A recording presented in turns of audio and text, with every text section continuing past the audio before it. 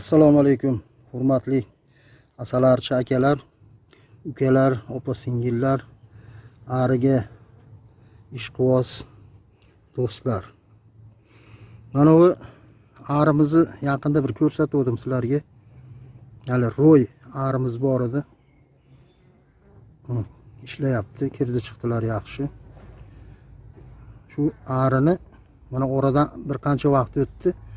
Bir ichini ko'rib nazorat qilib qo'yaylik deb hozir mana ochyapman. Bir arilarimizni endi ko'rib qo'yamiz, xudo xolasa. Mana arilar hozirgi kunda bitta, ikkita, uchta, to'rtta, beshta romka ekan. Hozir endi bu romkalarimizni sekin nima voqealar bo'lyapti,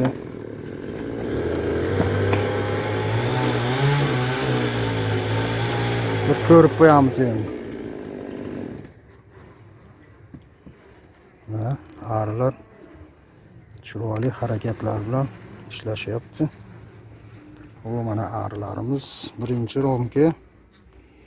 Mana oziqa romkasi gulchanglari turibdi, lekin mana ko'ringlar, birorta bir yiltiragan bir shira ko'rinmayapti. Mana orqa tomoni ham menimcha shunday. Arilar yaxshi ishlayapti. Birinchi romka.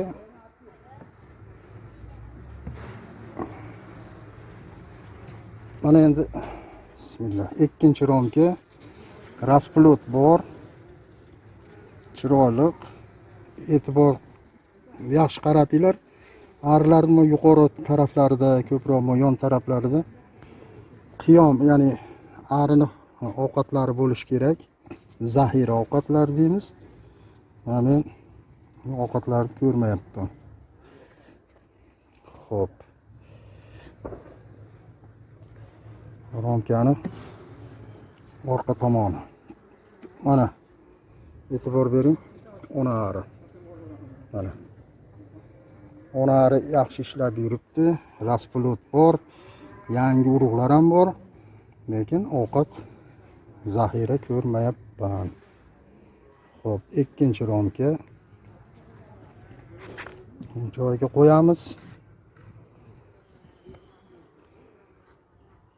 Uchinchi romkani olamiz asta-sekinlik bilan. O ana. Bunda ham rasplot bor, ichkarida ancha urug'lar bor. Arilar ishlashi yaxshi. Orqa tomoni rasplot bor. Arilarning ishlash holati zo'r. Lekin arilarda mana hozir men ovqat, yaltiragan bir shira, asal ko'rmayapman. Mana rasplot bor. Orqasi ham xuddi shunday.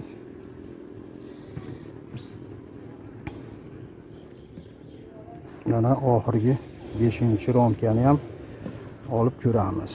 Xo'p, oxirgi romka asosan oshxona vazifasini bajaradi. Mana orqa tomonda hech nima yo'q, hatto arilar ham kam. Xo'p, bu tomonida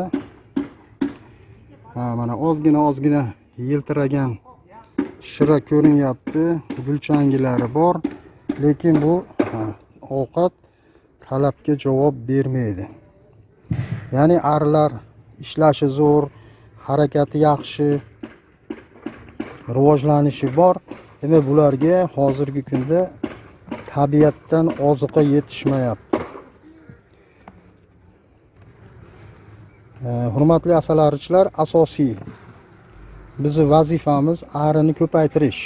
Hozirgi kunda mana shu yashiqdagi arimizni demak ko'paytirishimiz kerak. Xo'p, ko'paytirishligimiz uchun biz arilarga ovqat beramiz. Xudo xolasa. Doimiy aytganimizdek, arilarni ovqatlantirish uslubimiz shu shakar bilan boqiladi. Arilar 1 kilo shakar, 1 litr suvga eritilib arilarga beriladi. Xo'p, endi men yashiqni yopaman. E'tiborlaringiz uchun rahmat. Albatta men sizlardan fikr mulohazalarni kutib qolaman. Salomat bo'linglar.